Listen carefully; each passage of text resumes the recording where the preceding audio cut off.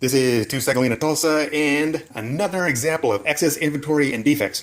And back the story up just a little bit, but the reason why I'm doing all this is because of this nightmare. And that is an eclectic blend that my wife hoards, but she's not here right now, so I'm taking advantage of this free time to tackle this situation.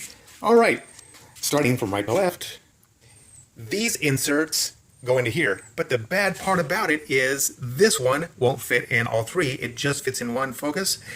And so these are not standardized, and neither are these. So these are all gone.